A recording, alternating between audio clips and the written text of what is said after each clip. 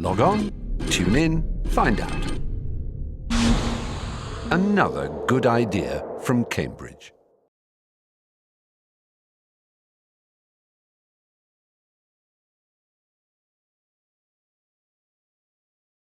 I have a chance to talk to Professor Wang Ming Ming, who I've known for 3 or 4 years now. How would you like me to call you? Wang Ming Ming. Wang Ming Ming, okay. So when and where were you born? I was born in this city, the city of Quanzhou, in March 1962. Yeah. 1962. Yeah. Mm-hmm. So you're 46, is that? I'm 46, more than that, a few months more. Okay. Tell me something about your family, as far back as you like. As an anthropologist, you're probably interested in your ancestors. Right, maybe not that far, but my father was kind of, he started in this city as an ordinary person, a worker. What kind of work? He began when he was very young in this city as somebody a young boy who made ice cream for the movie, the cinemas, and then the liberation in 1949 took place, and he had this opportunity to become what we call the border soldier, border defending soldier, one of those. But my grandmother was really angry at that because he was her only son. So she took him back from the army. And so my father, Which border was this? This is the coastal line. The coastal border. Yeah. So my father moved back to the city. And since then, he has worked in the government, right? As somebody like a civil servant. And my mother went to a nurse school in about 70 miles from here, kind of Republican area in that period. She went, and then she came to this city to work in the first hospital. So they met each other, and I'm kind of product of their love anyway. And I don't know how far I should trace back. Yeah? Yes, trace but my back. surname is Wang. Yeah. Yes. Actually, I look quite awkward to the Han Chinese because my nose is slightly bigger, and maybe my eyes are slightly deeper than ordinary Chinese. So supposedly I'm kind of mixture, and I have this impression that my mother's mother, her eyes look quite different from the Chinese. They are kind of brown eyes instead of dark eyes. And people here say that she is Persian. Persian? Yeah, she's kind of descendant of Persian person. So there was a huge Persian presence here, wasn't there? There was a huge Persian community in this area a long time ago, about in the Yuan dynasty, in the 13th century. The Persian were either merchants or soldiers, hired soldiers who employed by the Mongols to control this area on behalf of them, right? Because this area, the main inhabitants were the Han. And maybe I'm a mixture of that kind, but my surname is kind of different story. Yeah? Our genealogy says that our first ancestor was one of the 3 brothers who conquered Fujian in the so-called 5 dynasties and 10 kingdoms period. When the 3 brothers from Henan, they were all in the same family. Yeah? They were Wang, like a king. And they established this Min state, separated from the other states when China was divided. Yeah. I don't know whether this genealogical story is correct, but people are proud that we are the descendant of this big regional state. But I don't know. This is different from the unified China perspective. Yeah. So the longer perspective of our family history is kind of also quite complicated. Yeah. And in my own experience, I'm just a child, a son of my mother and my father, who continue to work for this government. Yeah. This is what I can say. On the Persian matter, was this ever discussed in your family? And was there any acknowledgement that maybe there was a Persian element? No. My grandmother, my mother's mother, right? She often complained that her fellow villagers gave her a nickname like cat's eye. Yeah, she was called a cat's eye. But her village was not recognized by the government as a Hui Muslim community, so she never thought of herself as a Hui or Persian. Yeah. So we never, we have never been interested in this ethnic matter of our family, but I do feel that I look quite awkward to other fellow Chinese people. Yeah. What did your mother ever talk about? No, she's just a kind of post-revolutionary civil servant, a chief nurse in the hospital. So grateful to the new, new Chinese government. Yeah. And did you have brothers or sisters? I have two sisters, one living here, another living in the Philippines. Quite typical of people in this area, a family living, members of just one family living in different places or countries even. Because this is a very famous area for migration. Yes, emigration. Yeah. Why is that? Why? Because it's coastal and trading and rather poor. And for my undergraduate degree, I wrote an article, about this. Why this huge emigration? Why don't they just come back? I had this question. Yeah, they went out and do business and come back to China to just like treat here as their home. But they seem not. I did some calculation of demography. There was this quite huge decline of population in this area during the Ming and the Qing, like much fewer people here than before, right? So people must have been killed or just moved out, and according to a lot of local historical studies, they really moved out. Why did they move out? And this is the question that I have been trying to answer. I think that the imperial state didn't allow enough space for their commerce, which was so critical to their livelihood, because agriculture here was not so, not so possible. All the field was not enough, and then the sea. There's some saying like this: the Fujianese people treat the sea as the field, right? And so this commerce was not really like commerce. Is something about livelihood. And because the empire didn't have this, late imperial empire didn't have this policy of openness, so local people just didn't want to, they dare not come back. So long as they come back, they would have had difficulties of going out again, and there seemed no point for them to stay forever.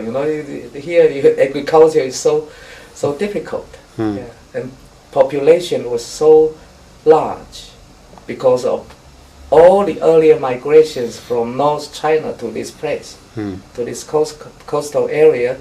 especially when North China was so chaotic, according to our histories. Yeah, when North China had the chaos. Was this so during Luan, the Min? North certain Luan. When they, from the Mongols and the Manchus coming in? Even earlier on, like in the Jin dynasty, the Yongjia 之乱, the chaos of Yongjia period, Yongjia reign, right? A lot of people moved here, and then the mid-Tang chaos of Anshi 之乱. Those two chaos brought here a lot of population. But you know, my dissertation says, my under BA dissertation tried to argue that there was this heavy pressure on the land, so that pressed people to go out, and they could still come back. But here, you know, by the Ming dynasty, there was this policy of forbidding maritime trade. Yeah. This is your theory. My theory, but I hope it explains certain part of my identity or my family, you know, family structure, if you like. When you mention it, might explain a little of your identity and family structure. Do you see your work and your identity as mixed together? In other words, your work helps you to understand your own position and history. I think my experience in this city has helped me think a lot about my studies, and inspired me a lot. But this came even clearly when I had more experience abroad, especially in England, studying anthropology. Because you know this is a city of mixtures, mixtures. If we want to say, you also emphasize that. When I went to London, I thought, you know, finally I realized that social anthropology in Britain or in Europe or in America, people just emphasize categories of things and peoples without paying too much attention to mixtures of things and peoples, and the mixtures of things and peoples in this place, you know, is something that is quite enlightening in my belief, for any anthropologist in the world. And so I'm especially interested in this topic. You know, how do we deal with mixtures? Of course, the structural anthropology has taught us a lot about, you know, mixtures in kinship, you know, to look at the mixtures of communities and groups, the kind of kinship work. But I don't think that's enough. You know, there are some historical mixtures, you know, some historical backgrounds of the mixtures, and there's some limit of them. The limits, you know, will influence people and induce certain reactions to the mixtures. So they can produce kind of nativist perspective or a kind of Puritan perspective in local society as reaction to mixtures. I'm hoping to think this out. I have written quite a lot, very sadly not in English, but mostly in Chinese, about how we deal with mixtures. Thank you. Let's get back to your life. At what age did you first go to school? I went to school at 7, to a primary school, not far from here, about kind of not more than 1 mile, which was called the East is Red School. And you know the phrase. Yes. Referred to Mao Zedong. And about 2 years after that, cultural revolution became quite violent. In the beginning, it was less so, just demonstrations, just slogans.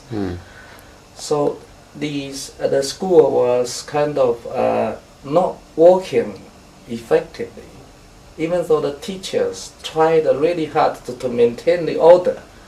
some older students in my school just, they could arrest the teachers and struggle against them in front of a big mass of us. And we were encouraged to throw stones on the teachers, towards them.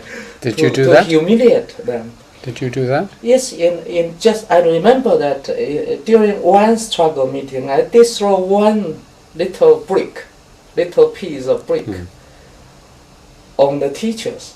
Yeah. But later, I found that my older brothers in the schools, older students, were those naughty boys.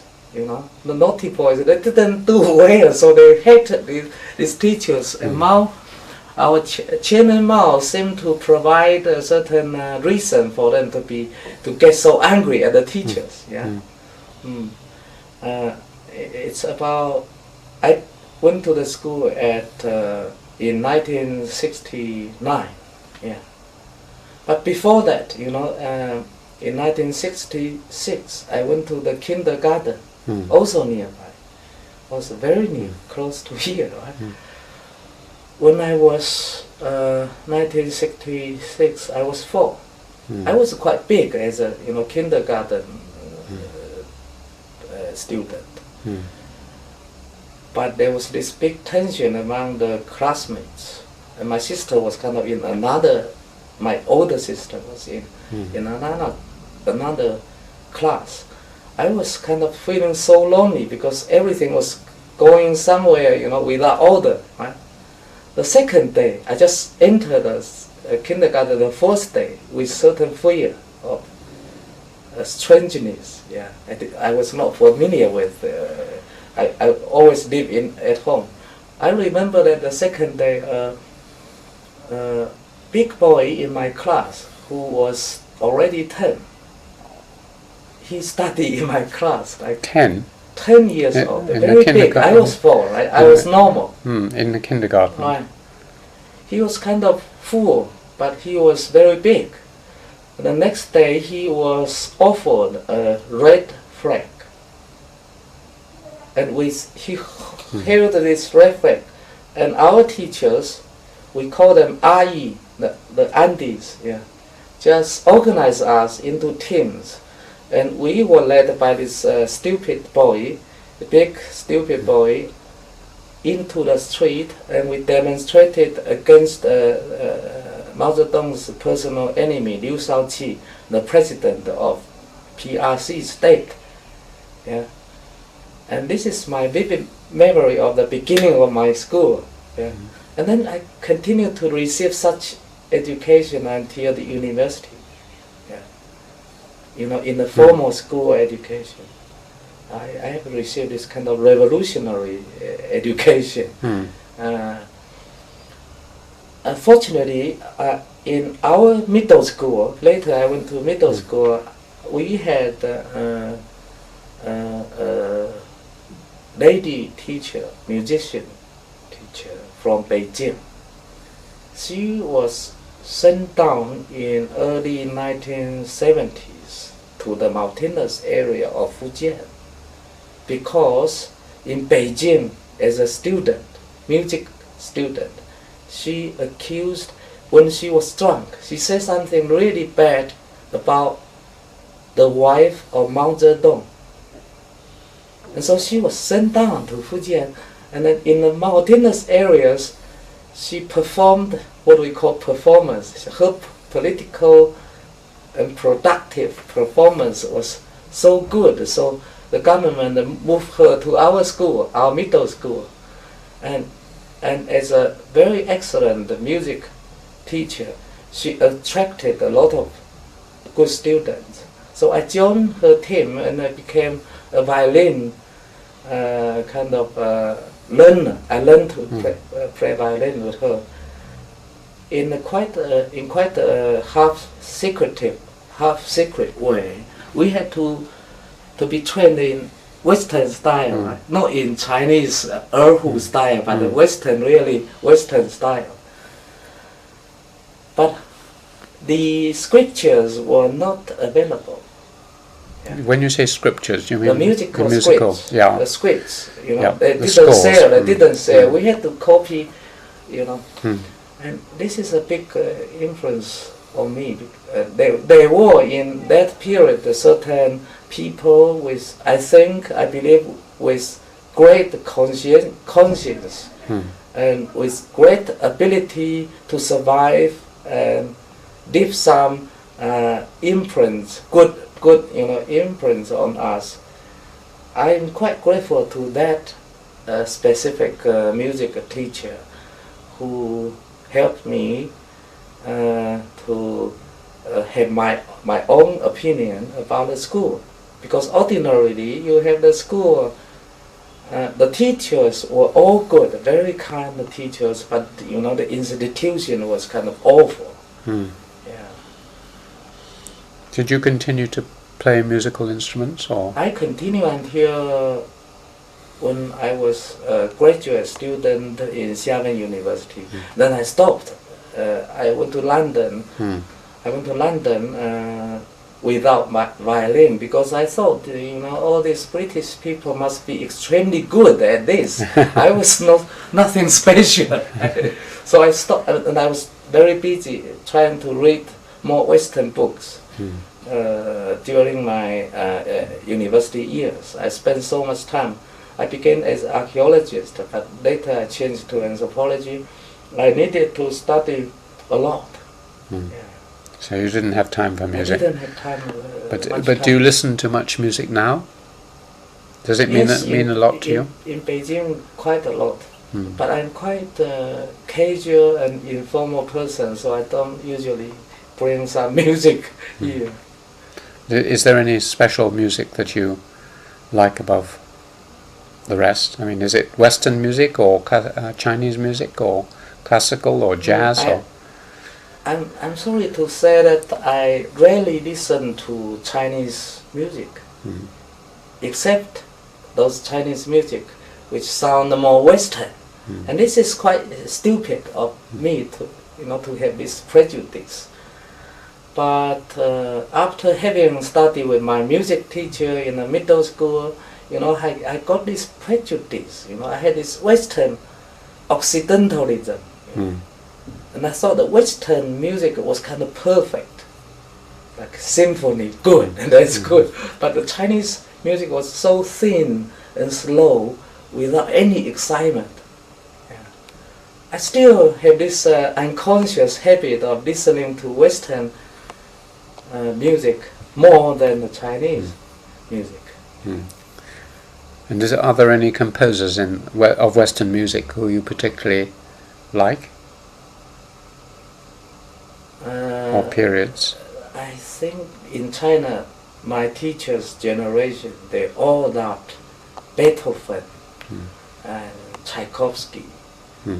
And so we were not advised much to listen to like much British or French composers. We had a lot of maybe Finnish more than European. Those were the kind of big, more Sibelius. Oh yes, those big musicians. So if you ask me, I'm not an independent decision maker. I was educated by my teacher who loved that type of music. Going back to your school, were you inside yourself? It's very puzzling to outsiders to imagine living through the Cultural Revolution and waving the little red book and throwing stones at your teachers and so on. Did you ever question any of this inside yourself, or did you think, well, this is just...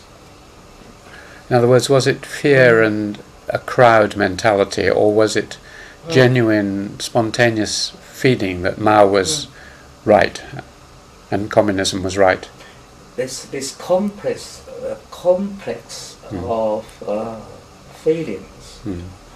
Sometimes, even now, I think Mao was partly correct, because the boys and girls, young children had more time to play. Nowadays, all of the children are kind of fixed in the schools. Everyday study, just degrees, you know, grades and grades. Yeah. Something he was kind of right, but that's, you know, his ideas. You know, I find that his ideas totally wrong near the end of Cultural Revolution. Yeah, because there were so many stories about Deng Xiaoping. Deng Xiaoping, you know, his successor. How great Deng Xiaoping was among the ordinary people, like legends.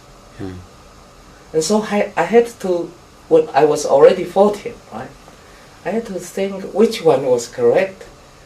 And I had this big argument with my father, who was quite senior cadre, party secretary of a state-owned factory, sugar factory. I said to him that maybe capitalism was correct. Yeah. It's in 1976, and he was really angry at me. You know, how can you betray? You know, how can you say socialism is bad? Yeah. So there's this second element in the complex of feelings. Yeah. People try to have better life, try to avoid suffering. Yeah. And that made sense, you know, sound quite sensible to me. Those legends of better life to be brought by Deng Xiaoping, by capitalism, was something quite good. This is kind of second element. And the third was that certain rituals of the school and the country in general turned out to be quite funny and ironic in the end, right? The Cultural Revolution was something like festivals. So on the one hand, it was enjoyable, you know.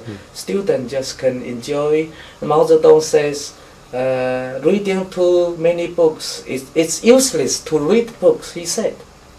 And he, you know, he prohibited us from studying English, right? So English was so difficult that we couldn't say Mandarin, yeah? We Hokkien speakers just spoke Hokkien. And you know, the schools tried to teach us English. So we were quite grateful to him. It's kind of festive, quite festive. And every day you have certain ritual activities, going to the street to shout, down with this and down with that. It's kind of liberation. But gradually, these rituals became quite funny, right? The teachers were so keen to, not keen, but they needed at least to organize us into something official, yeah, into teams, in the parades. But they themselves, they were very shy. They ashamed of wearing this red tie. They should wear, but they try to say, you should wear the red tie. But I think they should do the same. But they were always secretively taking the ties off. And then the Mandarin, they try to teach us Mandarin, the precise way of pronunciation. But their Mandarin was so awful. And once in Mao's funeral, my principal, the principal of my middle school, was kind of chairing this big school funeral for Mao, and his Mandarin was so funny, so I laughed. I was so heavily criticized by my teachers. It's so funny, this teacher, and I had to think that this is crazy. Yeah. So you have all these images of the 10 years of Cultural Revolution. I still think that this this is kind of very marvelous example for anthropologists. But for us, it's more complicated. Yeah, we have something positive about it, something negative about it. Again, it's some sort of mixture. And I cannot reject those who, in the West, call our generation a generation of ignorance. We haven't paid sufficient attention to our history. We are children of revolution. And I think we are responsible for a lot of disasters in this country. We are so ignorant of history, not only of Chinese history, but world history, because knowledge, when I was small, was called reactionary. Knowledge was nothing good when I was growing up. Right? Nowadays, knowledge is everything. Anyway, I'm a little bit, I'm very disorganized, sorry. Not at all. Fascinating. Since we've been talking about Chairman Mao, more generally, not just as a school child, but looking back on the Mao period and Mao's revolution, how would you assess it? Do you think it was a disaster for China? Do you think on the one hand there were good things, on the other hand? Or how would you assess the experiment, looking back now? Basically, I think it's a disaster, but it's kind of unacceptable. This is not correct. I say something wrong anyway. I find it a disaster. This is not good to say here in this country. Right? Yes. But I have this more sensible explanation of the disaster. I don't think Mao is responsible for everything. Right? Not either is the Communist Party.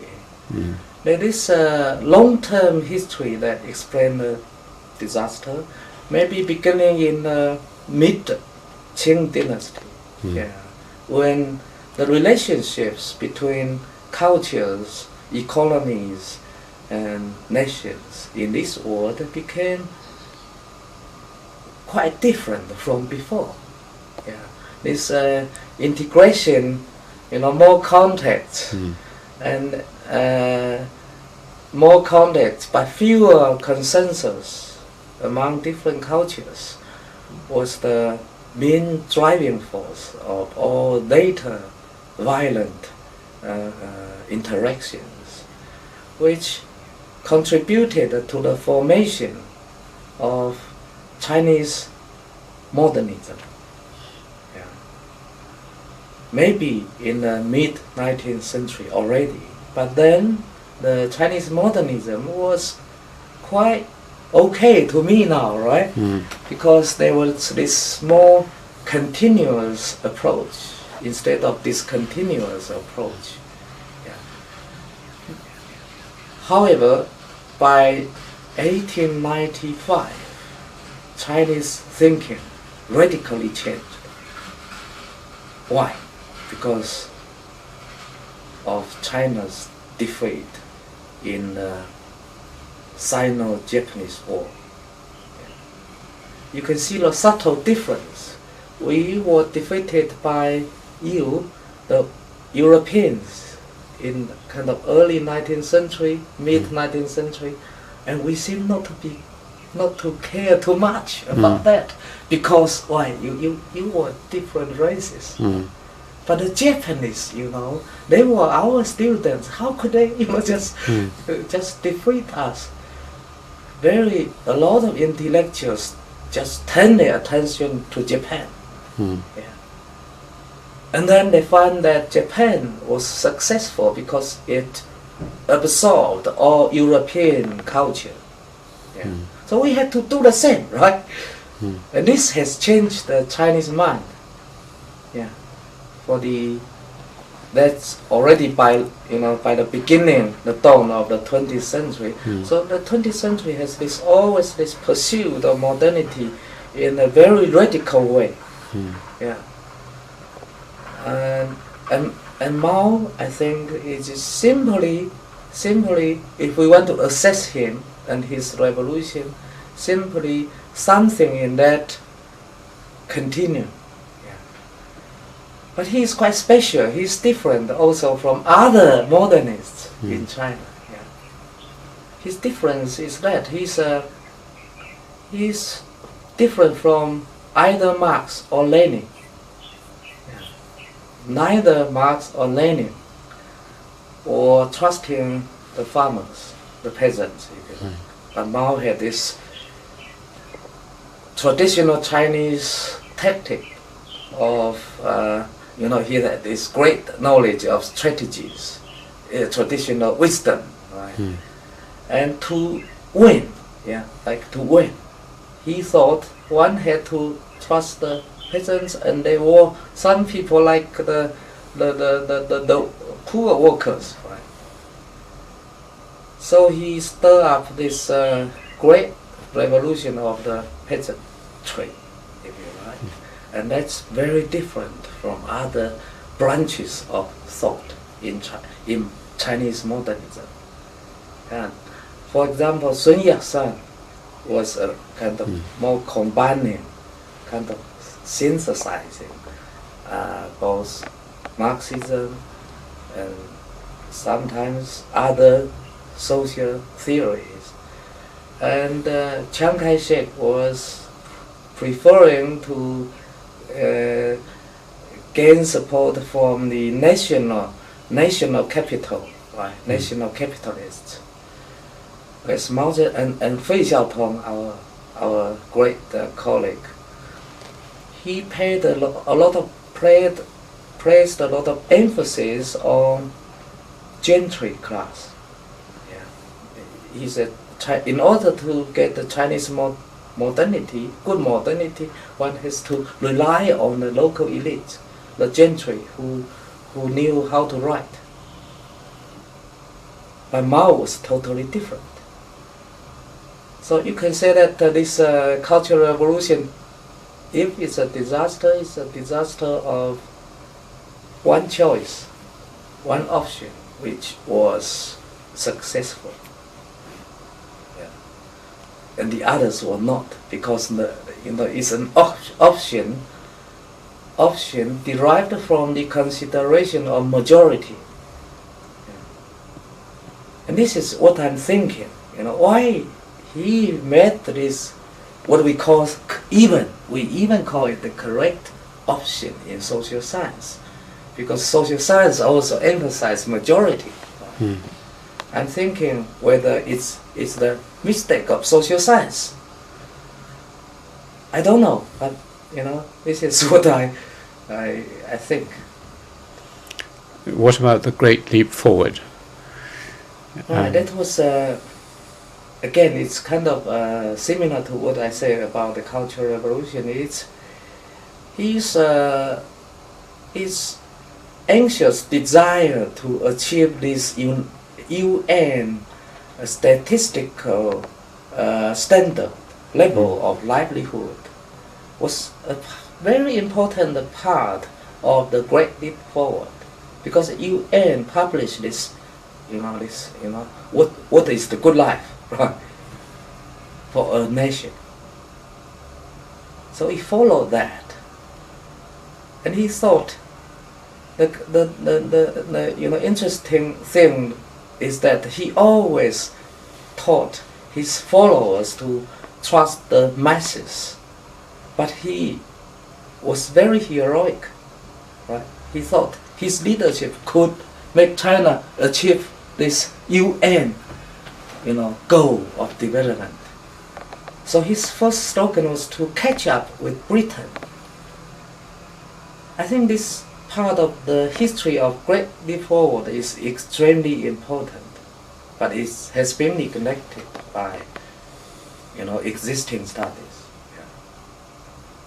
Yeah. One has to know that he was trying to modernize. Mm. Yeah, and we only talk about Deng Xiaoping as modernizer. But I think there's a long history of modernism that what happened. Right, well, let's come back to your life. Were there any other subjects at school that, apart from music, which you really enjoyed and were beginning to get involved in? I was kind of very quiet, and like now I'm kind of quite wild. I was always listening to the teachers, and they taught me what to do. I just did what they told me to do. I was quite interested. I'm not interested, but I was kind of that kind of boring boy, right? Not quite interested. And of course, I enjoy all the games. Yeah, enjoy all the boys' games. Are you good at games? It's quite good. Not good or bad. It's not important. Just enjoy playing with others. Some local games. Yeah. I was quite good in all classes except sports. Yeah. I hated it because you had to line up and do something together. But I thought you said you quite liked games.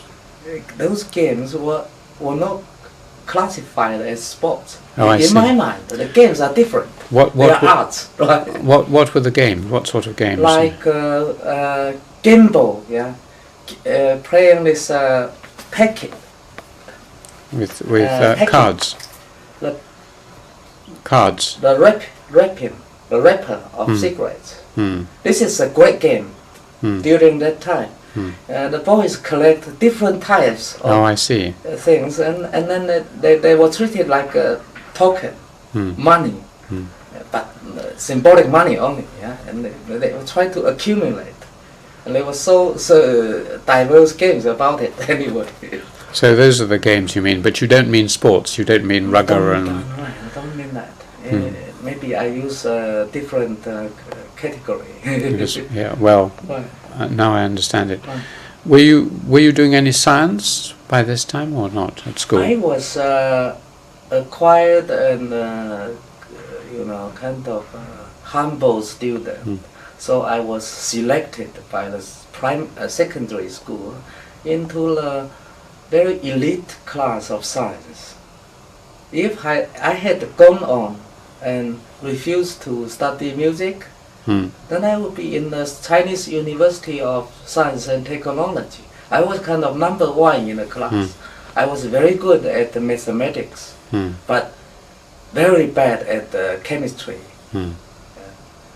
So I quite like mathematics because the teachers of mathematics were always those eccentric guys, very extremely kind of funny, comic.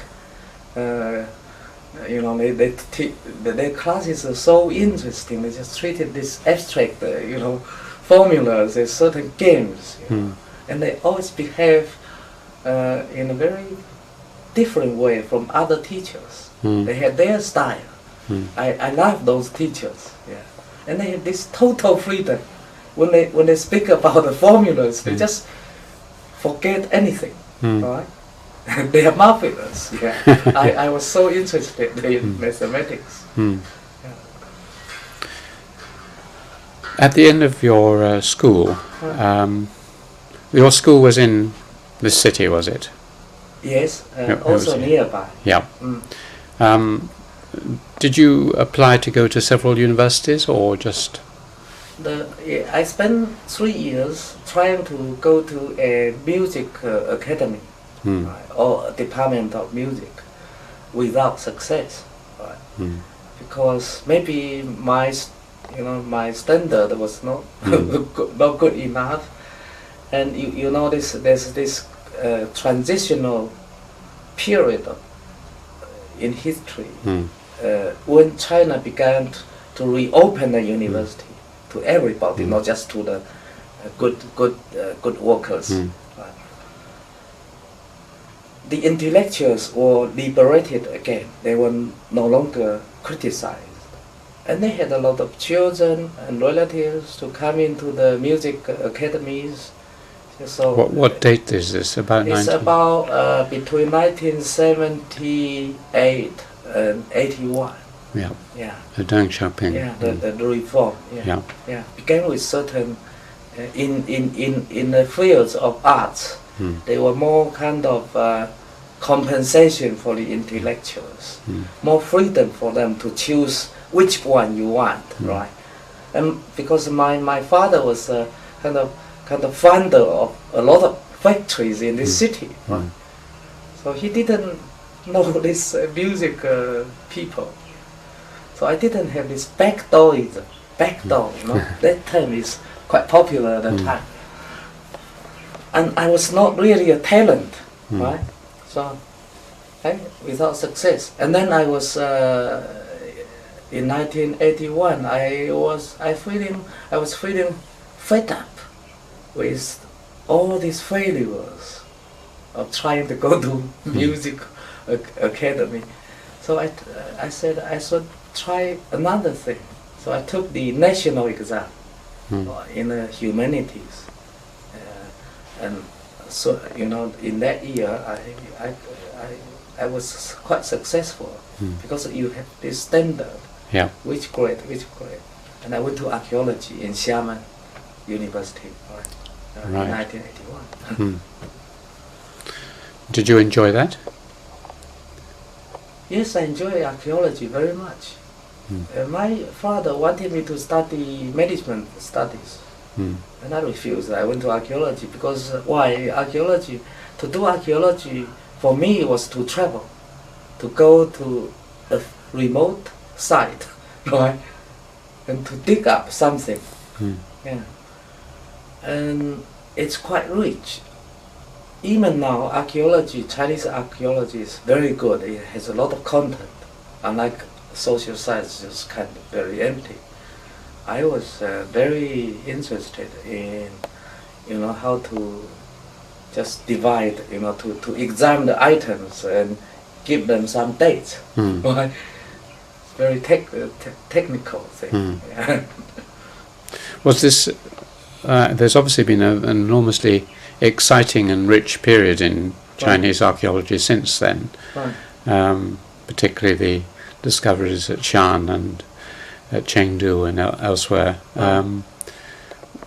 Did it feel that you were living in a very exciting time with the terracotta warriors and so on? Right.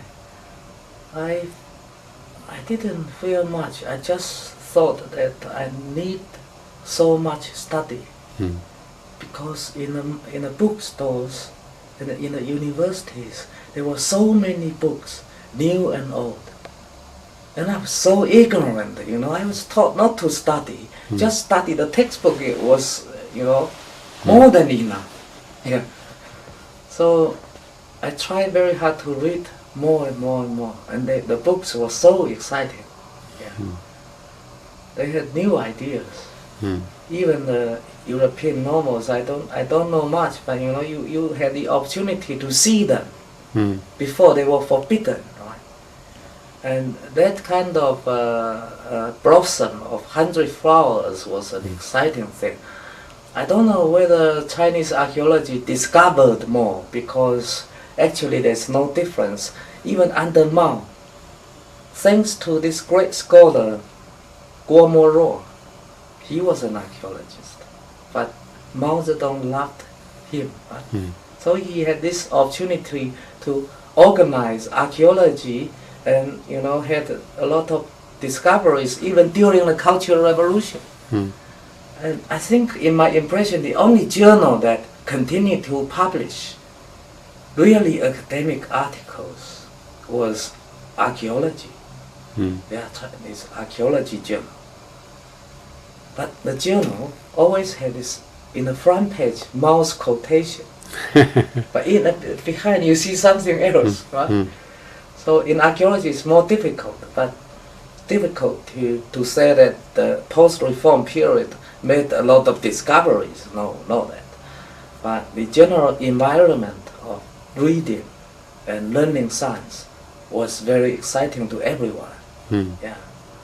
Were there any particular archaeologists who you admired and influenced you, either at Xiamen or elsewhere in China or the world? Right. I was influenced by those authors who I didn't have chance to meet. Yeah. For instance, Su Bingqi, the Beijing University archaeologist, was really, really good. Until now, very good, interesting. So I love reading his. And Zhou Hen, the also Beijing University professor of archaeology, he was very good at the bronze things. Yeah. And I was later year, kind of more advanced year, I had this chance to meet with Professor Tong En-zheng of Sichuan University. He moved to Michigan Museum in the 1980s, right?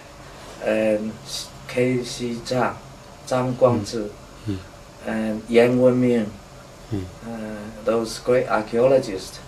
And I find them very exciting, their writings and their persons very interesting.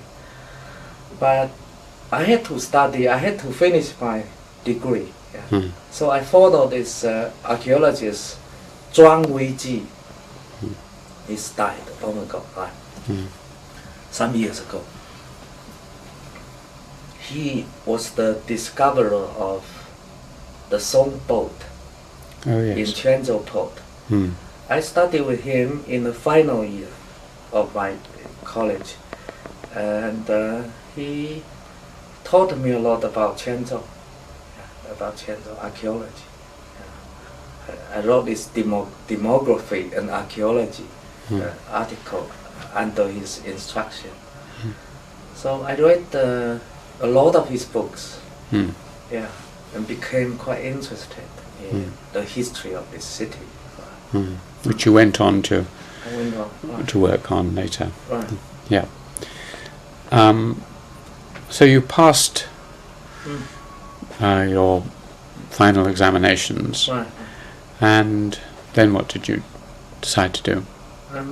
In the third year of my university, our section had been included by anthropology department, which was newly established in 1983. And because the section of archaeology was attached to Department of History before 1983, so I had been in the anthropology department, and then I took the, later, 1 year later after graduation, I took the graduate and postgraduate exam, and I got, quite high grade. And I became a student of anthropology. But that kind of anthropology was still totally different from what I'm doing now. It was called ethnohistory, the study of ethnic groups in ancient times in South China.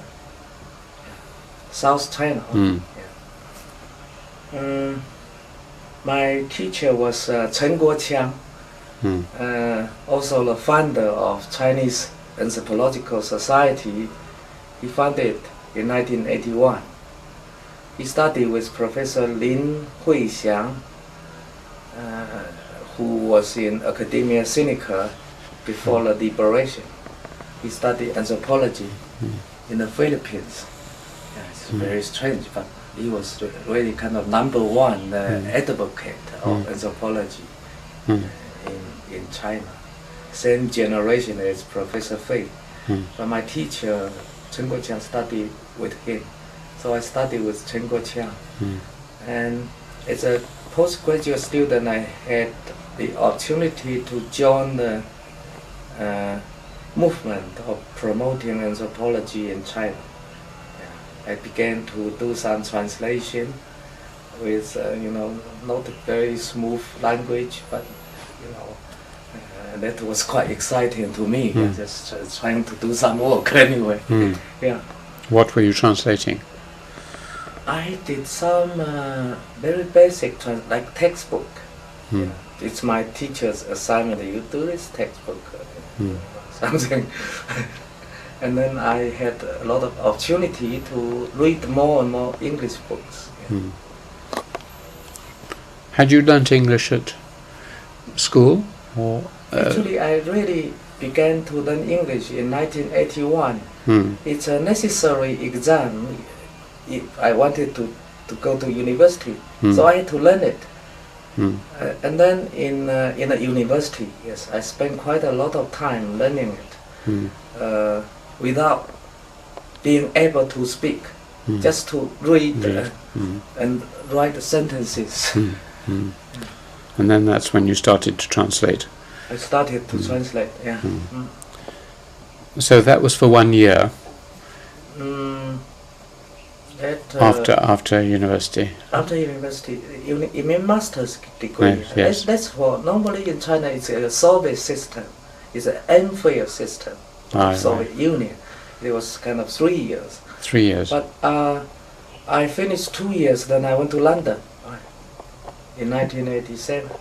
Why did you decide to go to London? There was this opportunity to go because our university received a document from the Ministry of Education saying that your university can select the 3 students to go with the Sino-British Friendship Scholarship to anywhere in Britain, right? So I took the exam and I was selected as one of the 3. Yeah, so I went with that scholarship. Could you choose which university you would go to? I would any university and any subject of study, I could choose. I could choose any. Yeah. I was quite, maybe people say I was quite stupid, because I could choose to study in Oxford or Cambridge. One of my classmates went to Oxford to study finance, and he's now become kind of top stock market advisor. Yeah. But I just stick to anthropology, and I find the Asian anthropology something sounding quite unique, and it was again maybe a wrong choice. Later I tried to go to Africa, but without success. Tried to go to Africa to study, yes. maybe from London, but I couldn't find. My professors told me that it's impossible to find money for the Chinese student to go to Africa. You just go home and study. But I thought you said you went to study archaeology in London. No, originally. Anthropology. Anthropology. Social anthropology. From the beginning, it was going to be social anthropology. Right. I chose anthropology. And which college? Where did you go? SOAS, Department of Anthropology at SOAS. And what year was this? 1980. In 1987. 87. Yeah, in October. What can you remember any of your feelings at arriving in another civilization and culture? Yeah, I was really looking forward in the aeroplane to arrive, but after arrival I felt so sleepy. I never left China. The time was so different. And the first room I had was in the Chinese Ministry of Education's office in London. They had a kind of hostel there. I stayed there with other Chinese students and tried to watch TV. I couldn't understand at all because they spoke so quickly. Right? I could fall asleep just in 2 minutes. Yeah, because of also the time difference. And then the next morning, the first evening, I just sit there and just slept in the sitting room. Next morning, I tried to go into the city of London, because the Chinese office is in a suburb. I never took underground before. Before I London. And I discovered the weather in October was so cold compared to my hometown. And underground tickets of the underground transport was so expensive. It's like to travel from Xiamen to Beijing, you know. And you just travel from suburb to the center of the city. It costed so much. Yes. I felt so, you know, so bad about Britain in the beginning. Yeah. The difference of money, the value of money, and you know, difference of language, difference of the weather. Yeah, everything. So you began to get a bit depressed. Very depressed and homesick. I felt so homesick. I wanted to go home. You know, at least in Quanzhou, my mother and father could give me some money to spend, right? In London, just waiting for the Chinese government to send me money into my account. And I had to still to open certain kind of account in a bank. I had never been to a bank before in China. You just had a cash. Because bank in early reform China was not so popular. And very few, right? Only maybe officials and the parents went. I, as a young man, never thought of going to a bank. And that was so difficult for me. So you have to provide this and that and wait. Were your fellow Chinese, the people you were with, were they also in the same state as you, miserable? Some of them, those from Beijing and Shanghai were so excited, unlike me. I'm from this small town, Quanzhou, then was kind of 1/3 the size of today's Quanzhou. And but the Beijing people and Shanghai students, they were there and they were so good at the tube, right? Yes. I just follow them. Right? They were very excited and skillful in the city. So yes, there was a big difference. Yeah, they were open-minded. They talked to the British people. I even couldn't speak, even though my English was actually much better than theirs. Right? How long was it before you went to the university? I mean, to register at the university? I spent 1 month in an English school whose name I have forgotten, in northern London. Yeah. For making your English better? Just English tuition. Yeah. Together with Portuguese, Spanish, Italians.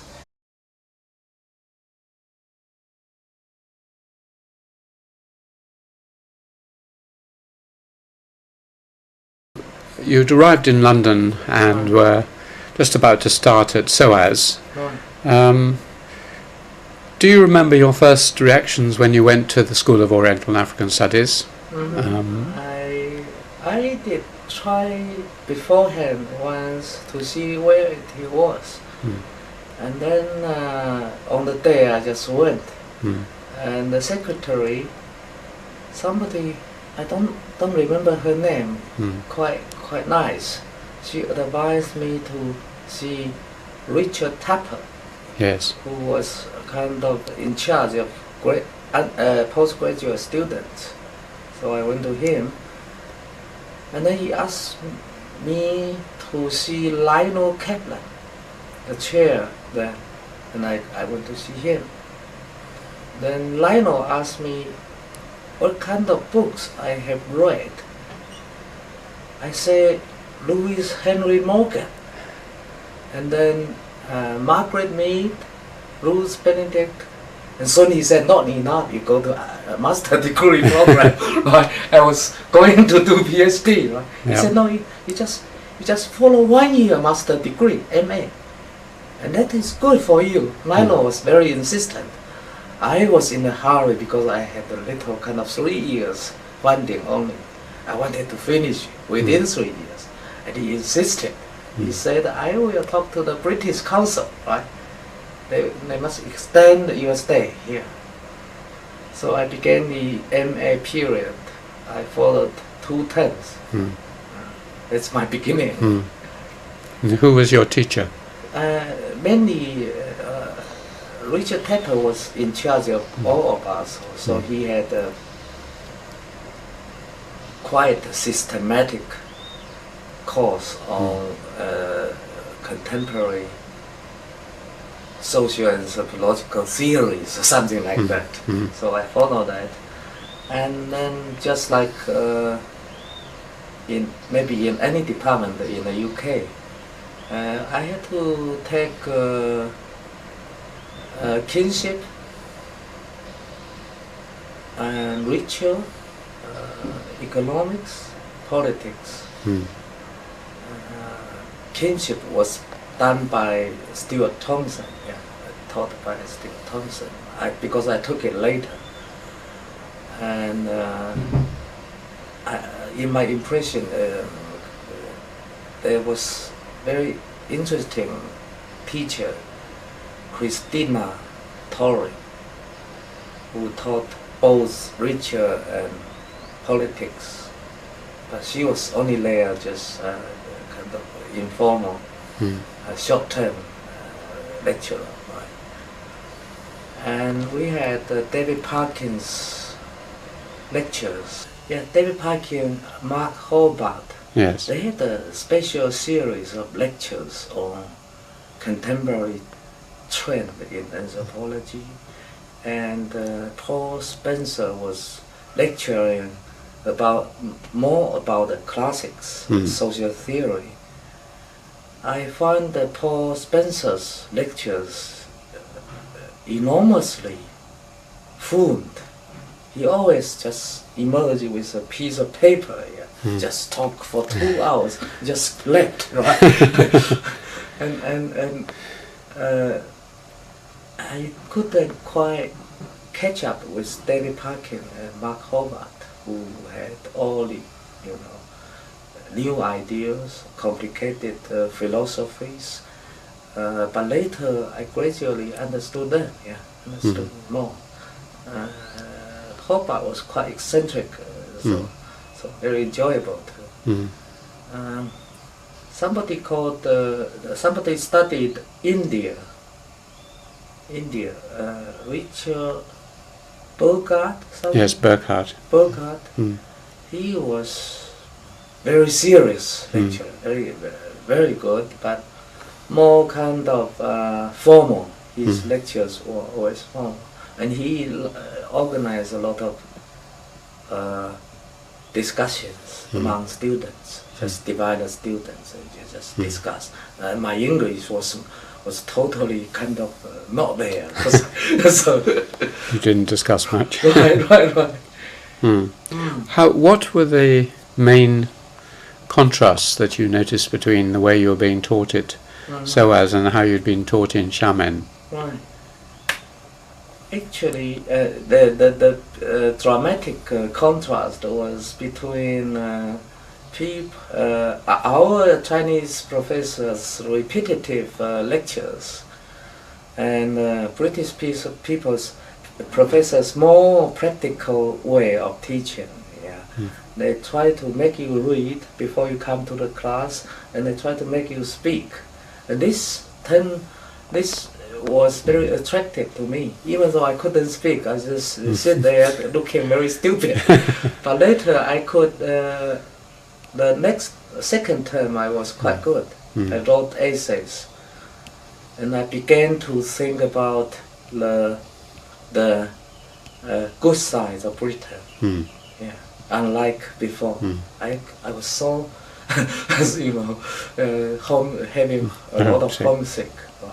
Gradually I became used to it. I think this is good.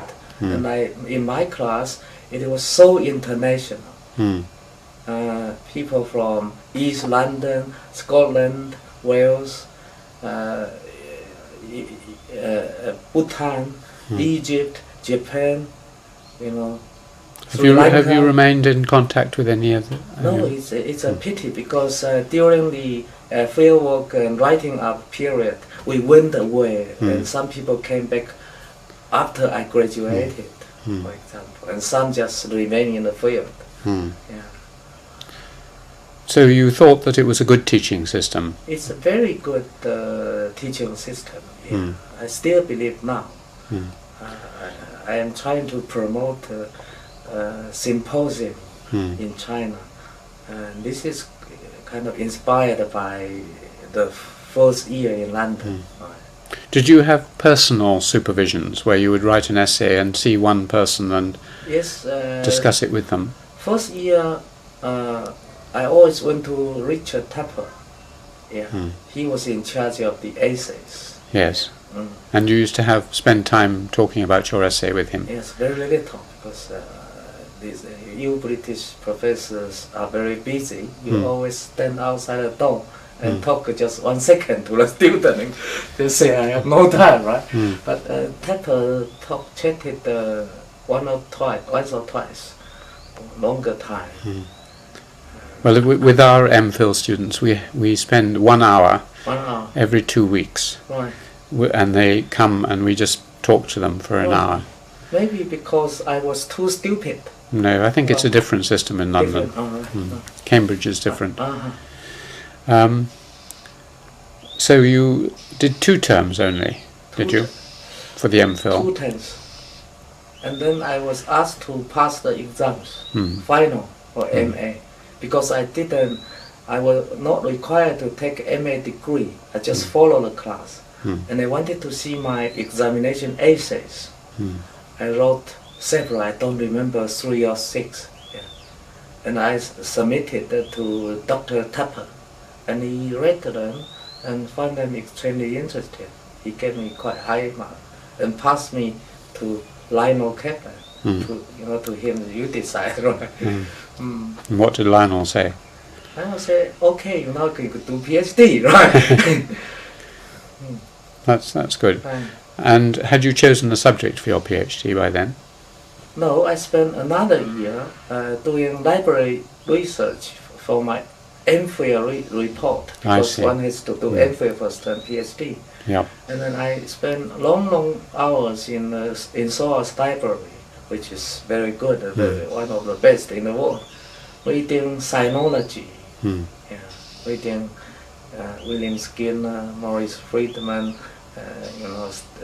those things, and checking which are relevant. But my interest was ritual and politics. Why were you interested in ritual and politics? Because they're so important. Yes, and later, because during the process I also got to know Stefan Fortran. How did you get to know him? In the first month, I went to SOAS, and he was there chairing a London China seminar, and I went because it's kind of about my country, and I just went to say hello, and he said because he knew SOAS people, right? He said, "Are you from Quanzhou? And what kind of great place to come from?" He said, because I think a lot of anthropologists were planning to come to Southeast China. They were mainly working in Taiwan. Yeah, originally they went to Taiwan, and they knew that that's not enough, so they wanted to come, and I'm from there. So he took me to a meal with Michael Palmer, Stuart Thompson, and several other students afterwards. So Stefan, since then, I met quite a few times with him, and also he influenced my thinking, especially his writing about religion and ritual in China. It's very interesting and debatable. Debatable. Well, since we've mentioned him, and you've remained a close friend of his, colleague since that time, which is quite a long time. I get people to give little sort of portraits of interesting people they've met on their life's journey. Tell me how you think of Stefan as an anthropologist of China, or as a person, or both. Of course, he's a good and he's a very warm person in my experience and impression. Yeah. And he is a very good anthropologist in China studies. He's very good, highly respected. And I have learned from him a lot respect for religion of the, if you like, the Chinese people, which was not there, absent before I have so many conversations with him. In China, you have this disregard for anything superstitious, whereas people like him were trying to, study Chinese culture, social organization by looking at religious activities, what we call the superstition, feudal superstition. I think that is very inspiring perspective. Yeah. And in this aspect, he has made very important contribution, not just to British anthropology, but I think also it will be quite important for Chinese anthropology. The Chinese anthropology, for instance, you mentioned Professor Fei Xiaotong. He had never studied religious life, only economic life, right? And what we can learn from a new generation anthropologists in the West, I think that this is one important aspect. Religious studies, not just the practical things. Yeah. And he's a very important bridge. Yeah. And his Chinese is good? His Chinese, this is quite... Mandarin. Mandarin is not good, I have to say. But according to our friends and himself, his Hokkien was perfectly fluent when he was in the field in Taiwan. So, yeah, he said he's very ashamed of his Chinese, his Mandarin. Yeah. This is my Hokkien. Yeah, not enough for field work. Right. So you mainly did a library study, and the theme was on festivals, annual festivals. Yeah. And what did you find? What was the general argument? I wrote a long report and then submitted. It was kind of approved. And then I wrote a shorter proposal to Central Fund of London University, and they gave me a grant.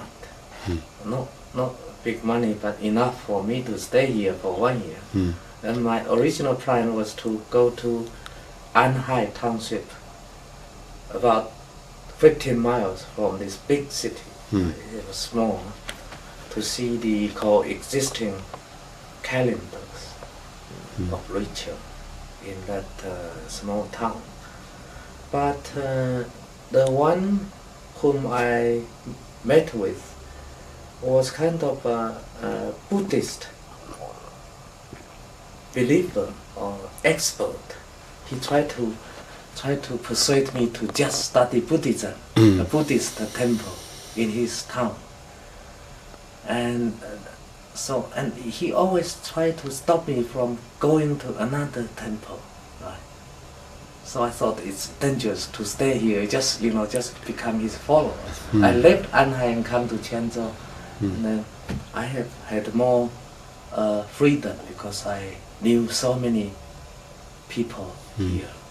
My middle school teacher, Mr. Chen, became director of Bureau of Culture.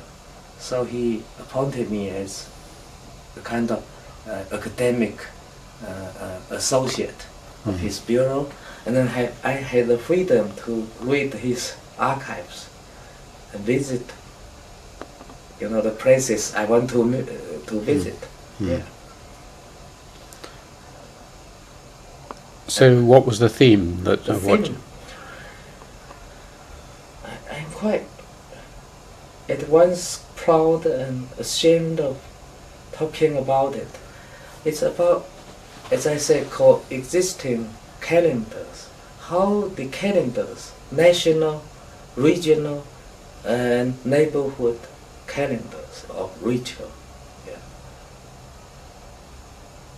in some way reflect three senses of space and place coexisting also, right, in the city, right? And for me, the national calendar ritual was defined in terms of national holidays.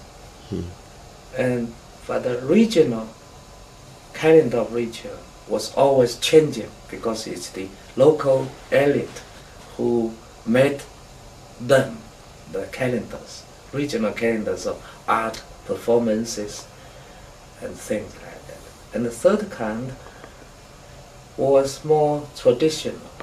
Each neighborhood had its own annual cycle of ritual, involving the households, including the officials' household, right? So I was looking at that kind of thing. And then you can say that national holidays, how national holidays were celebrated here. They are to do with, bound up with the work unit system, Danwei system. Right? If you go out of Danwei and the official so-called cultural arenas, they are not important. And then if you have certain regional elite who try to revitalize Quanzhou as a prosperous place by not only fitting on the official calendar but also absorbing traditional calendars of ritual. They're very innovative, but they're built on the knowledge of history of this area. And thirdly, they're very keen to invite, attract overseas Chinese and foreigners. This layer, and this is kind of a space and sense of central place in some way. Not national place, but central regional place. And then you have some examination of neighborhood territorial cult. It's another thing, different, to do with neighborhood, community, and rivalries between different communities, and what can be shared among the households. The local senses of the public. I was looking at this kind of contesting histories in one city. I think it's. I said it's. I'm ashamed of it because it's less culture. It's kind of more political, sociological analysis of ritual. I'm proud of it because. I mean, this kind of thing is still being discussed in anthropology anyway, right? Were there any particular theories or theorists who you used as exemplars or models, or drew on heavily in your work? And it has a vaguely Durkheimian feeling about it, but or some of Geertz's work on city-states or theatre-states or whatever. Was there anyone? I was kind of confused at the time, so confused. I read so many books and tried to absorb all of them in just one thesis, just like any student, and try to, not only Durkheim but also Pierre Bourdieu, Foucault, Giddens, for instance. If you look at the national space, then Giddens is very important. And not just anthropology. And my mistake now, I think, is that I neglected much of the history of anthropology in my thesis. Right? Just trying to be too fashionable. Right? And I even sounded like a Pierre Bourdieu in writing. It's quite stupid. I'm so ashamed of it. Did you read Lewis Mumford? Sorry? Did you read Lewis Mumford? Louis Mumford. Mumford. Mumford, no, sorry. By so far, not yet. Well, you should, because he wrote a great book called The City in History, which is one of the great works on history of cities. And he was the person I mentioned who wrote on technology, the best book ever on technology. That kind of book I should read. Technics and Civilization. But his book on the city is very great too. He's American. Is it a translator or Mao's book? No. No. No. An American sociologist, cultural historian, technical historian, polymath. He wrote many books. But you succeeded, and you wrote a thesis, and then or at least you came back to England. Who was your supervisor for all this? Then I changed in the beginning to David Parkin. Yes. Yeah, I hope to study with somebody who is more famous, right, and important.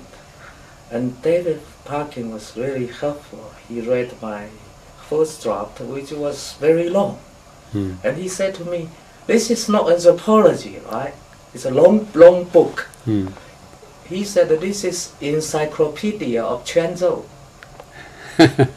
And he said anthropology should be a case study, which didn't actually convince me.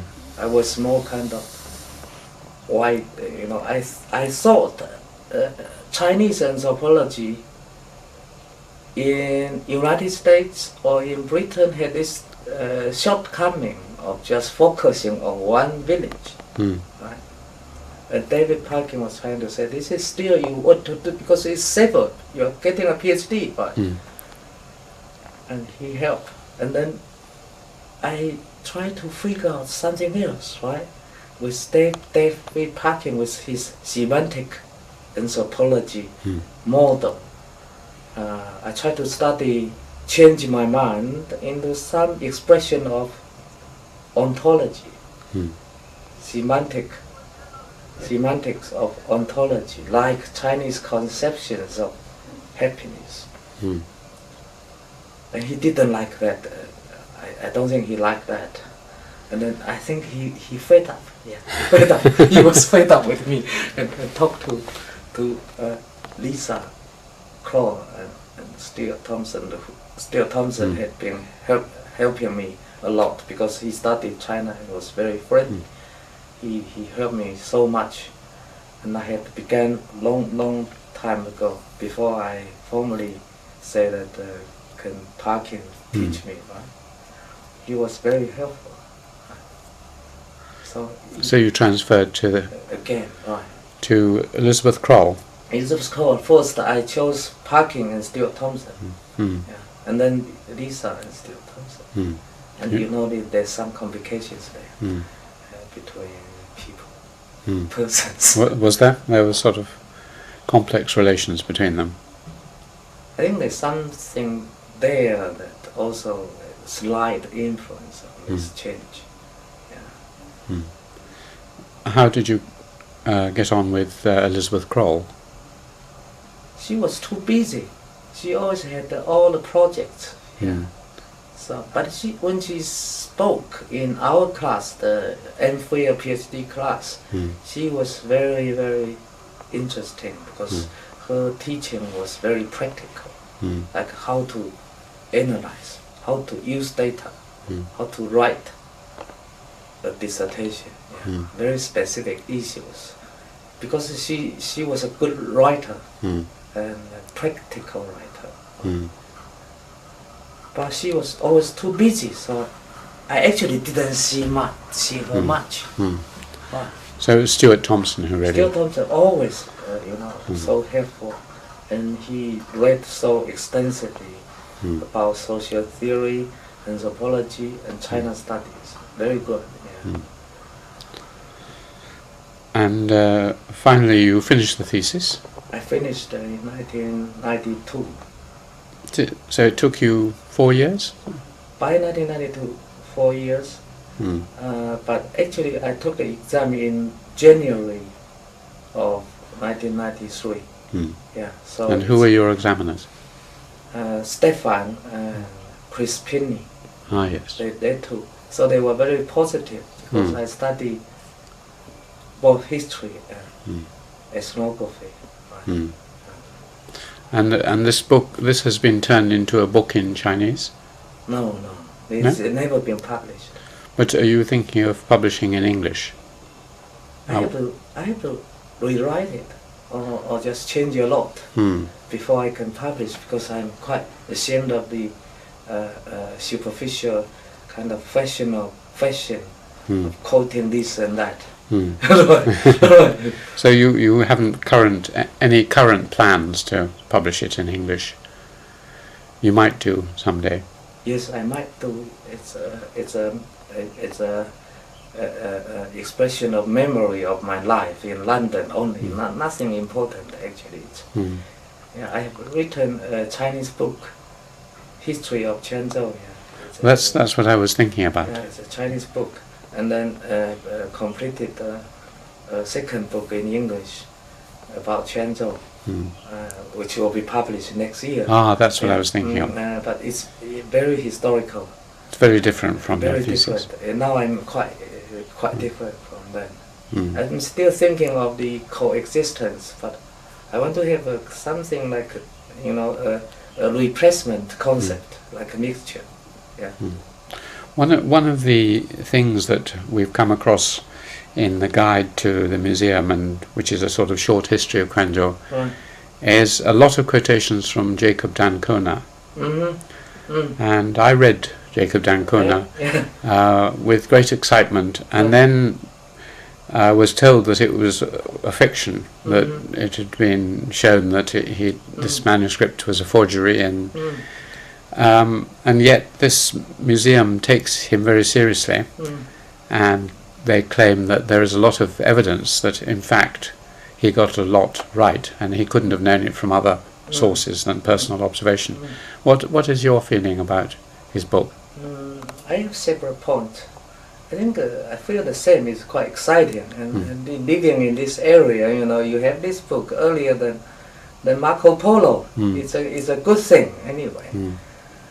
But I have several kind of more academic points. One is the first is that the translator, who has been heavily criticized by both Western and Chinese scholars, is David Selborne. He is an important political philosopher in Britain, in Oxford University.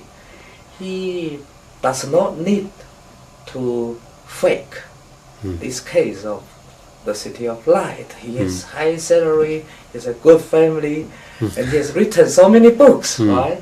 He does not need to do that. And second, a lot of criticisms are stemming from prejudices about the history of cultural contacts between Europe and China. People are more used to saying that only by the late being that Europeans and Chinese came together. But in my impression, it's totally wrong. Yeah. How can you explain the Nestorians, Franciscans, right? And this kind of impression doesn't even explain this city, right? Because as early as in the Yuan dynasty, there were at least 2 great Catholic cathedrals in this city. Right? And we have discovered in Italy the letters and journals of those missionaries. Right? So this is the some suspicion of this book derives from this shorter eye history of Sino-European contact. I think this must be very long history of the contact, Eurasia continent. And I don't think that I should say this book is totally a true story. Right? It couldn't be a totally true story, because even if this Ankola person did travel to Quanzhou, when he wrote, he would use a lot of others' writings, other his contemporary writers' materials. So you can always discover in his book certain mistakes. For example, I'm not, with this point, 3 points, I'm not saying that the book is totally trustworthy. But from this debate, I see a lot of biases against history, existing in this world. And they are very fashionable. Just doubt this and that without, really thinking about it. Because people have even questioned whether Marco Polo came to China, as you know. Right. This is very good to question, because people in the city of Quanzhou just use Marco Polo as their trademark. Right? To question it, it's very challenging. But again, if you say that Marco Polo didn't see the Great Wall, then I question. I have a question for him or her, right? Was the Great Wall important in the Yuan dynasty? No, not at all. It's so trivial, right? Well, a lot of is made in the Marco Polo debate about things he didn't mention, Right. like the Great Wall, like bound feet of women, Right. like tea. Right. But these things may be so uniform and accepted. They were just live. And Marco Polo, according to himself, he was only playing with the kings. He didn't pay attention to this. Yes. Okay, well, after SOAS, did you come back to China or did you stay in the UK? I stayed with Stefan for some time, and then I went to Edinburgh.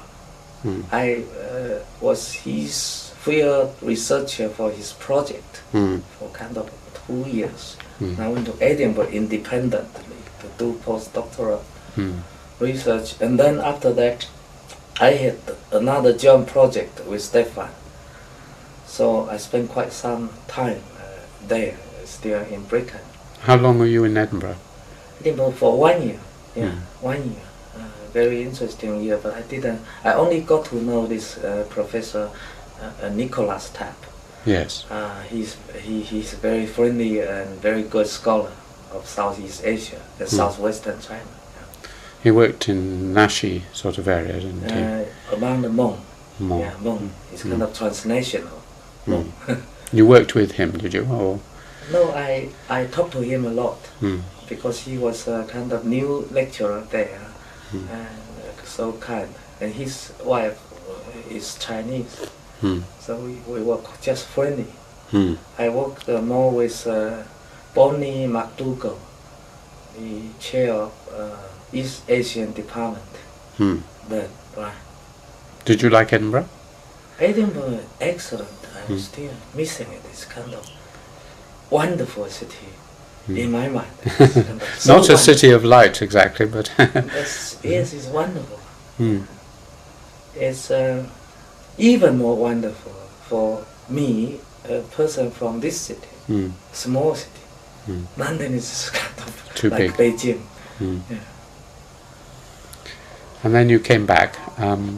What did you come back and do? I came back and I spent 1 year in the Institute of Sociology and Anthropology with Professor Fi Xiaotong as postdoctoral fellow. And then I was appointed associate professor, and then within 2 years' time I was given full professor. Is this at I had written Peking University? Peking University. Yeah, I had written some books by 1997. Tell me something about Fei. You knew him quite well, just at the end. I believe so, yeah. Yes. What were his strengths and his weaknesses?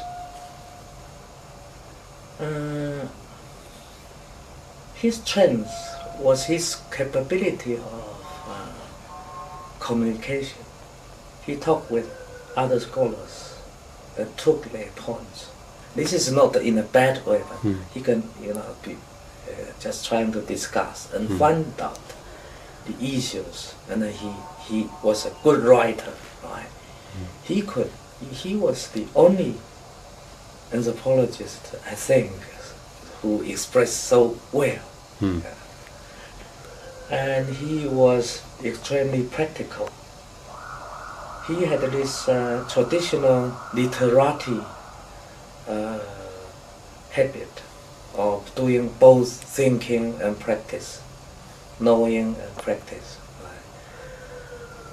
That was his strength, I think. He was a good politician as well. Great politician. That's why, thinking and practicing politically, maybe. But that was also his, in my mind, his shortcoming, because he was not academic enough. His writings were half academic, half political, and this confusion made his writings less academic. But after having said that, I also said that this kind of lightweight writing is sometimes more effective than the pretentious academic writing. Right? So I have this confused view about him. Right? I'm just saying that I'm more determined to do what I think is a good anthropology. Yeah. And I think he had his own anthropology. I have now my view of good anthropology, which is at once related to his anthropology and quite different. In what way different? I'm a lot more historical. I'm a lot more historical, and I'm lot more inclined to ritual studies, cosmological studies, whereas he was only looking at the contemporary issues. Even though he wrote something about history, that's very small part. And he didn't actually, in his village in Jiangsu, Kaixuan, peasant life in China, village, he didn't do a good study of temples actually existing in that location. Maybe this sounds bad to people like yesterday evening we were discussing, because temples are a boring subject in Western anthropology, but still in China it's quite important, because several generations just neglected, destroyed their significance. I've heard him criticized for his views on the ethnic minorities and how they should be modernized very quickly and absorbed into the Han state. Is that a fair criticism of him?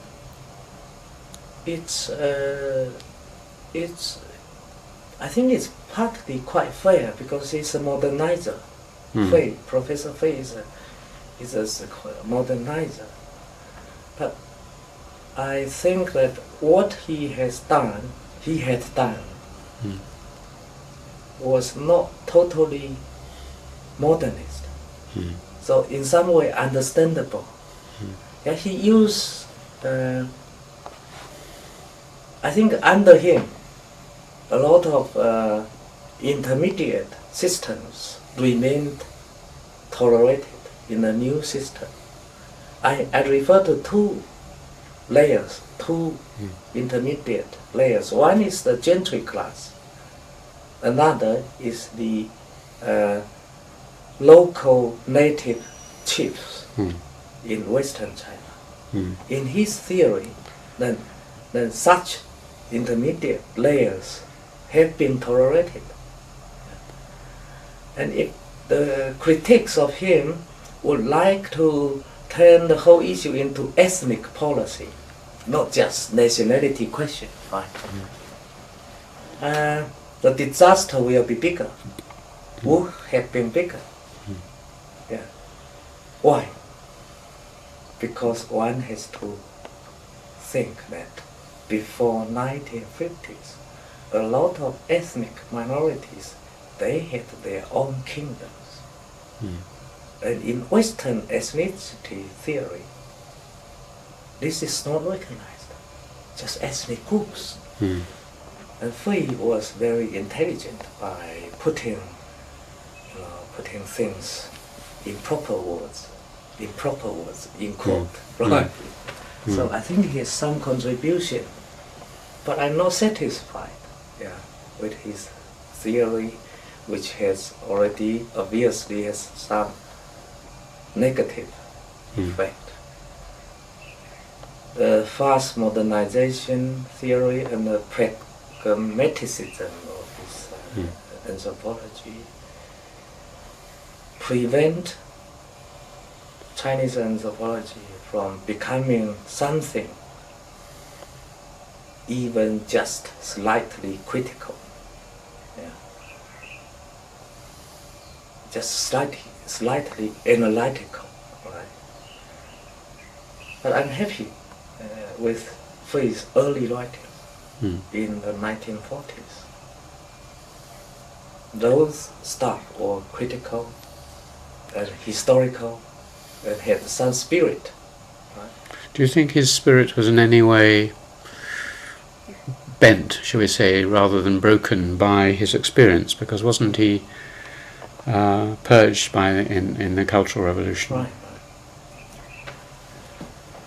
Of course, yeah. His two important works in the 1940s are not allowed still today to be published just as monographs. Let's be included in a larger book, not to publish by themselves. And in the 50s, he suffered from this distrust of the authorities, and especially criticized, attacked, assaulted by his classmates who had already turned themselves into Marxist ethnologists. So he has been very cautious. He has been very cautious. I know your point here. But still, our generation needs something more.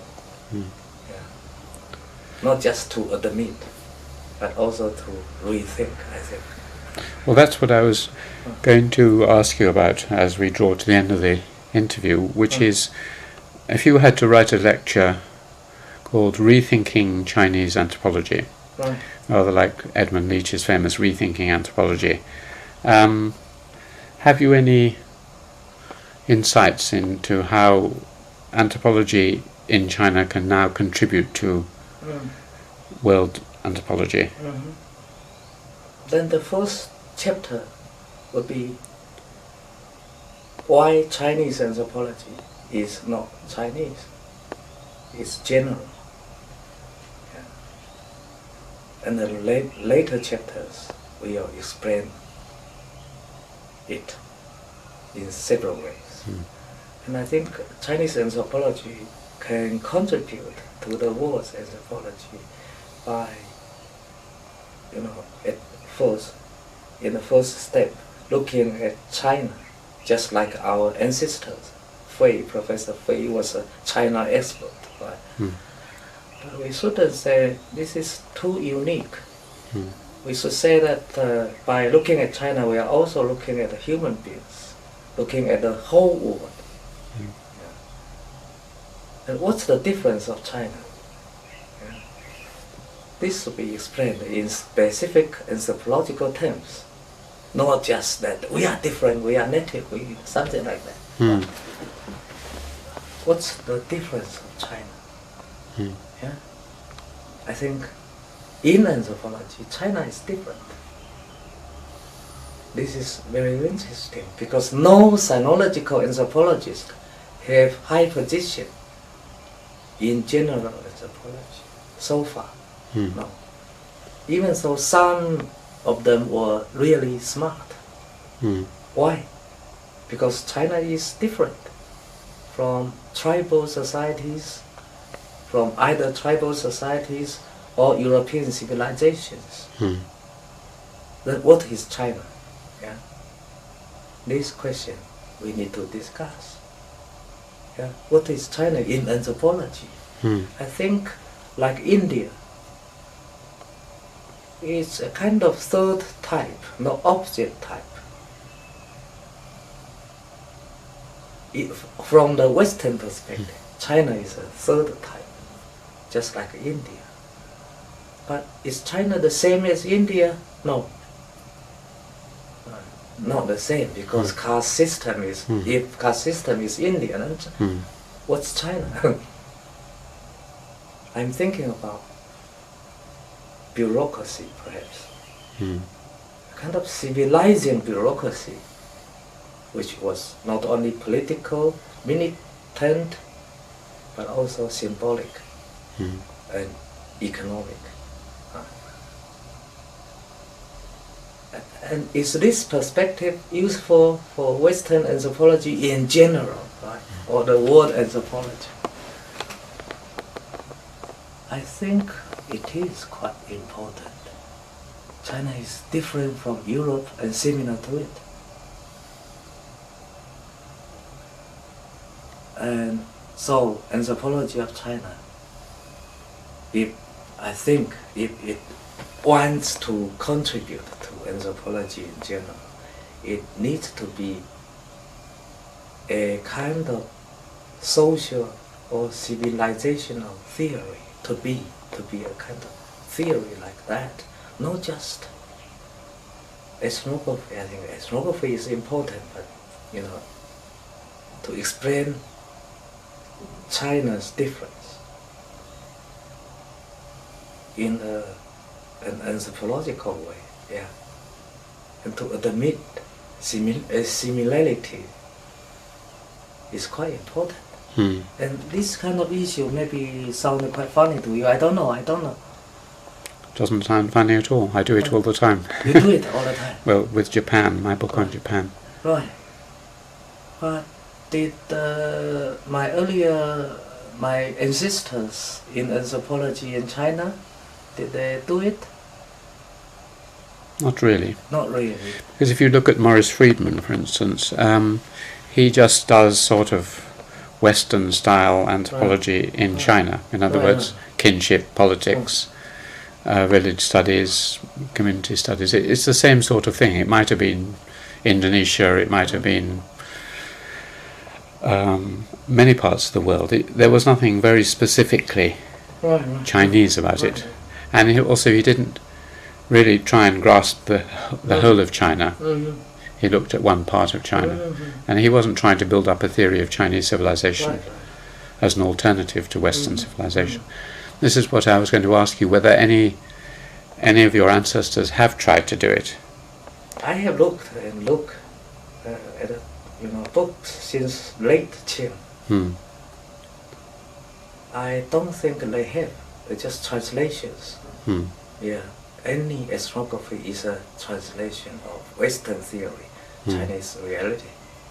So what you just said, I think also was in line with my thinking of Chinese language as an academic language in social science and science. Yeah. And this is more difficult because Chinese language has been a business language. But for it to become academic language, it takes a long journey. Yeah. So we have to write better Chinese academic writings at the moment. I've always been interested in the way in which other civilizations, whether it's India or Japan or others, produce great thinkers who seem to look at their own society as a civilization, and have the comparative knowledge to compare it to Western theory and Western civilization. And I found one person who could do this for Japan, which is Fukuzawa Yukichi. And there are arguably one or two in India, like Niraj Chowdhury and so on. I've never been able to find a Chinese author who gives me that same feeling. There are great novelists, there are great poets, and there are great travellers, but there seems no philosopher, internal philosopher, who has looked at his own civilization, tried to make a model of it, and compare it with other civilizations. And I was hoping you would be able to say there was someone I could look at, but you need to wait for some long years. Anyway, we are trying, but our students still need to something to feed themselves. They need to study to get a good degree in order to find their jobs. So they are being very tactful about things. Maybe I have this professorship, I have the freedom to think, but I'm quite powerless. just trying, but maybe just waiting to see. And this is, I have to emphasize that what I'm trying to do is nothing separated from Western anthropology. It's part of anthropology. Either it's Western or Eastern. The important point is to have respect for each culture. Not only one's own culture. This may sound American to you, but I think it's quite important to rethink universalism and to be really universalist. One needs to rethink social science universalism. I think that's a very nice point, perhaps to end on.